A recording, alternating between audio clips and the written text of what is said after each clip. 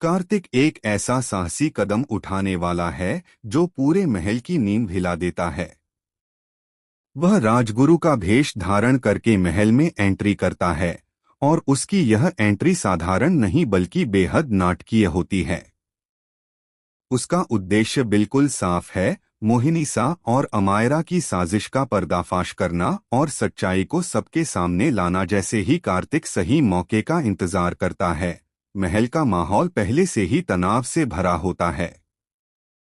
दूसरी तरफ रिमझिम अजीब घटनाओं से गुजर रही होती है। उसे बार बार कुछ धुंधली यादें और फ्लैशबैक दिखाई देते हैं जो उसे अंदर से बेचैन कर देते हैं। इन यादों के बोझ से वह कमजोर पड़ने लगती है और एक समय ऐसा आता है जब वह बेहोश हो जाती है। समीर यह देखकर घबरा जाता है और उसकी मदद के लिए तुरंत दौड़ पड़ता है। इसी बीच अगले दिन राजगुरु के रूप में कार्तिक की एंट्री होती है। पूरे महल में हलचल मच जाती है।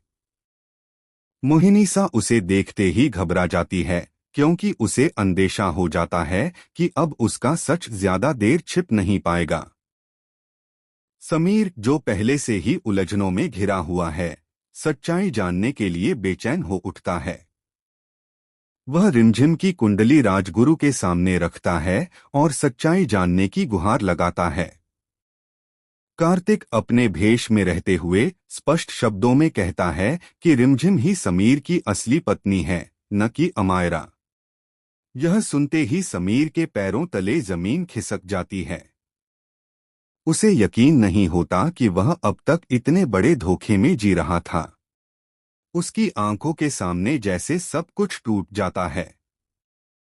इसके बाद कार्तिक एक और बड़ा खुलासा करता है। रिमझिम की जान खतरे में है और यह सब एक सोची समझी साजिश का हिस्सा था। जैसे ही समीर को मोहिनीसा की चाल का एहसास होता है, उसका गुस्सा फूट पड़ता है।